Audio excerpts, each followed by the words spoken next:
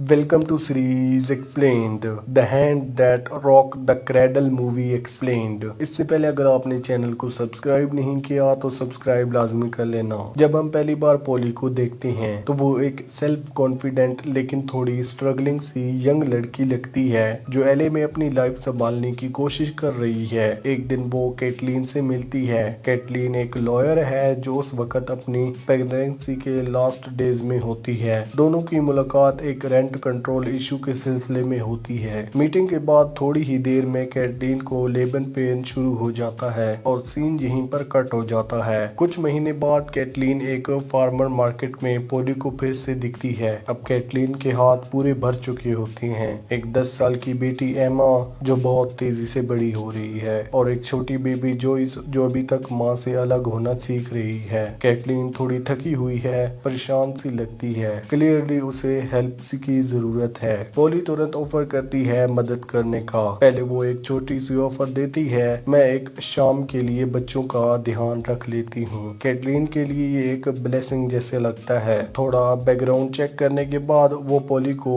नैनी के तौर पर हायर करती है। सब कुछ पहले तो परफेक्टली चलने लगता है। पोली जल्द ही घर के एनवायरनमेंट में एडजस्ट हो जाती है। बच्चे उसके फैन बन जाते हैं, खासकर एमा जिसे पोली बहुत पसंद आती है। कैटलीन के लिए ये भी एक अच्छी कंपेनियन बन जाती है। धीरे धीरे जब पोली का रेंट देना मुश्किल होने लगता है तो कैटलीन उसे अपने घर में ही शिफ्ट होने के लिए कह देती है। उसे लगता है कि ये दोनों के लिए कन्वीनियंट रहेगा, लेकिन यहीं से कहानी थोड़ी डार्क मोड में चली जाती है। कुछ भी बुरा या ट्रेजिक नहीं होता, पर छोटी छोटी अजीब चीजें शुरू होने लगती हैं। पोली जिसे हर बात में थोड़ा सा लिमिट क्रॉस करने लगती है, जैसे कैटलीन के रूल्स को तोड़ना। कैटलीन ने बच्चों को सिर्फ मदर मिल्क देने का रूल बनाया था, लेकिन पोली चुपके से फार्मूला देने लगती है। कैटलीन ने शुगर पर बैन लगाया था, पर पोली चुपके से ले आती है। हर छोटी गलती पर कैटलीन का रिएक्शन अब ज्यादा इंटेंस होने लगा था, जैसे हर छोटी बात एक बड़े धमाके जैसी लगती हो। मिगेल, कैटलीन का हस्बैंड, ये देखकर समझता है कि शायद कैटलीन दोबारा अपनी पुरानी डिप्रेसिव स्टेट में जा रही है। धीरे धीरे लगने लगता है जैसे पोली किसी साइकोलॉजिकल गेम में एक्सपर्ट हो, एक डेंजरस सब्टल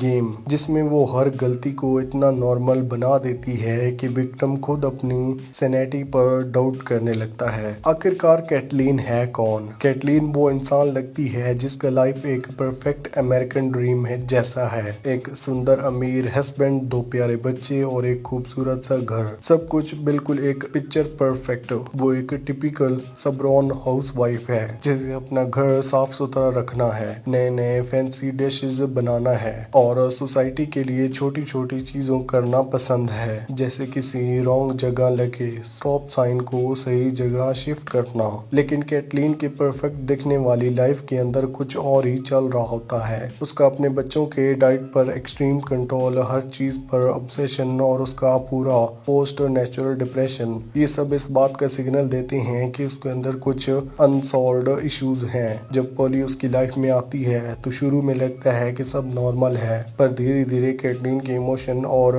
इनसिक्योरिटीज उभरने लगती हैं। नैनी हायर करना असल में एक बड़ा रिस्क होता है, क्योंकि आप अपनी पर्सनल लाइफ का सबसे वल्नरेबल हिस्सा एक अजनबी को दे देते हो। कैटलीन भी ये जानती थी, लेकिन उसे इतना थकान और रिलीफ चाहिए था कि उसने बिना ज्यादा चेक किए पोली को हायर कर लिया। बाद में जब चीजें अजीब होने लगती हैं तो कैटलीन एक बार फिर से बैकग्राउंड चेक करवाती है। तब उसे पता चलता है कि पोली पहले एक एडिक्ट थी जिसका ट्रॉमेटिक पास्ट था। उसका बॉयफ्रेंड उसे पीटा करता था और उसकी लाइफ काफी अंधेरों से भरी हुई थी। लेकिन इस बात से पहले पोली और कैटलीन के बीच एक अजीब सा इमोशनल और रोमांटिक टेंशन डेवलप होता है। कैटलीन एक रात अपने सीक्रेट पोली के साथ शेयर करती है कि उसे कभी लड़कियों से अट्रैक्शन महसूस हुआ करता था। पोली पहले तो उसका कॉन्फिडेंट बन जाती है, जिसे वो ही कैटलीन को सच में समझ सकती हो, पर धीरे धीरे वो उसे सिगरेट का फायदा उठाती है, उसे मैनिपुलेट करने लगती है। इतना तक के डिनर टेबल पर भी वो इनडायरेक्टली कैटलीन को एम्बेरस करती है और उसकी बेटी एमा के दिमाग में ये बातें डालने लगती है कि शायद तुम भी गर्ल को पसंद करती हो। अब सवाल उठता है, पोली ऐसा क्यों कर रही है? पोली एक ऐसी ऐसी लड़की है जो अपनी बीता हुआ दर्द लेकर जीती है। उसके अंदर एक जलन है, वो उन लोगों से सब कुछ छीन लेना चाहती है जिन्होंने उसका बचपन, उसकी खुशी छीन ली थी। जब कैटलीन का दोस्त स्टीवर्ट पॉली का बैकग्राउंड चेक करवाता है तो सच सामने आता है। पॉली असल में रबीका है जो सैन ब्रांडोज में रहती थी। जब वो 17 साल की थी तब उसके माँ बाप और छोटी बहन एक हाउस फायर में मर गए थे। पहले तो लगता था कि ये ट्रॉमा उसकी हर हरकत के पीछे है, कि उसे किसी खुश फैमिली को देखकर दर्द होता है और वो उनका सुख तोड़ देती है। लेकिन कहानी यहाँ और गहरी होती है। ये फिल्म एक इंसान का अपना नाम छुपाना नहीं है, बल्कि दो लोगों का सीक्रेट जोड़ा हुआ है। कैटलीन जो आज एक स्पिरिचुअल लॉयर वाइफ लगती है, असल में भी अपना पास्ट छुपा रही है। उसका असली नाम जेनिफर है और ट्विस्ट यही है, जेनिफर यानी कैटलीन और रबीका यानी पॉली एक ही नेबरहुड में रहते थे और वो घर जिसमें रबीका के पेरेंट्स और बहन मरे थे उसे आग जेनिफर ने ही लगाई थी। यानी कैटलीन और पॉली सिर्फ अभी तक कहानी में नहीं बल्कि अपने पुराने पास से भी एक दूसरे से बंधी हुई थी, एक विक्टिम और एक कल्प्रिट के रूप में। अब पॉली सिर्फ एक नैनी नहीं रही बल्कि अपने बच्चों का बदला लेने वाली एक साइलेंट स्टॉर्म बन चुकी है। जब हम रबीका यानी पॉली का ट्रॉमा को समझने की कोशिश कर रहे होते हैं, एक ऐसी लड़की का दुख जो बचपन में अनाथ हो गई थी, जिसे कभी पूरा खाना नहीं मिलता था, तब हमें ये भी समझ आ जाता है कि जरूरी है कि कैटलीन यानी जेनिफर ने भी ऐसे ही बिहेव करने में रीजंस लगे थे। जब दोनों के बीच एक इंटेंस कन्फ्रंटेशन होती है जिसमें बात ऑलमोस्ट वॉयलेंस तक पहुंच जाती है, तब कैटलीन अपना एक खौफनाक सच बताती है। वो कहती है कि रबीका के फादर उसके साथ सेक्सुअल असॉल्ट करते थे। रबीका तब छोटी सी थी, उसने ये बात किसी को नहीं बताई थी, पर किसी ने उस पर विश्वास नहीं किया। उसका फादर कभी पनिश नहीं हुआ। कैटलीन जेनिफर ये भी कहती है कि उसे पहले से पता था कि रबीका के साथ ये सब कुछ हो रहा था। यानी दोनों औरतें अपने पास्ट के जख्मों से भरी हुई हैं। दोनों अपनी दर्दनाक कहानियां लेकर एक दूसरे के सामने आई हैं। फर्क बस इतना है, कैटलीन ने अपने ट्रॉमा को पहचान लिया,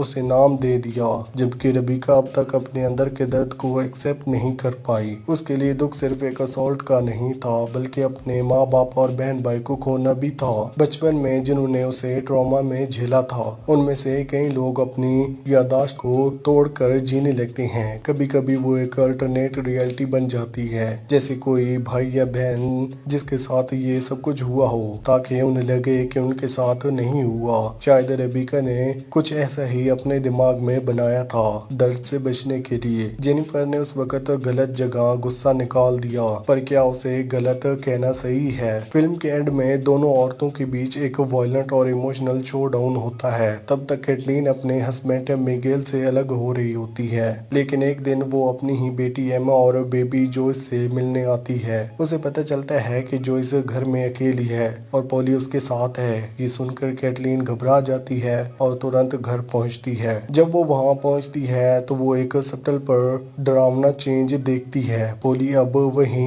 हेयर स्टाइल पहनी होती है जो कैटलीन करती थी और वो कैटलीन को प्लास्टिक गिलास में पानी देती है जिसे कैटलीन ने पहले घर से बंद कर दिया था। ये सब देखता है कि पॉली अब कैटलीन की जगह लेने की कोशिश कर रही है। दोनों के बीच बात पुराने पास्ट पर होती है और कैटलीन फाइनली अपना हाथ बढ़कर पॉली को समझाने की कोशिश करती है, उसके साथ मिलकर दर्द से निकलने की। लेकिन पॉली भी अपने डैनियल में होती है। उसका गुस्सा और पेन कंट्रोल से बाहर हो जाता है और वो टूटे हुए गिलास से कैटलीन के पेट में छेद कर देती है। कैटलीन भी खुद का बचाव करती है। वो जोइस को उठाकर कार में बिठाती है, पर पॉली पीछे नहीं हटती। वो हैमर लेकर विंडशील्ड पर वार करती है। दोनों के बीच एक स्ट्रगल होती है और कार कंट्रोल से गिर जाती है। एक्सीडेंट के बाद कैटलीन और जोइस बचा ली जाती हैं, लेकिन पॉली का अंजाम ट्रेजिक होता है। उसका हाथ अलग हो जाता है और वो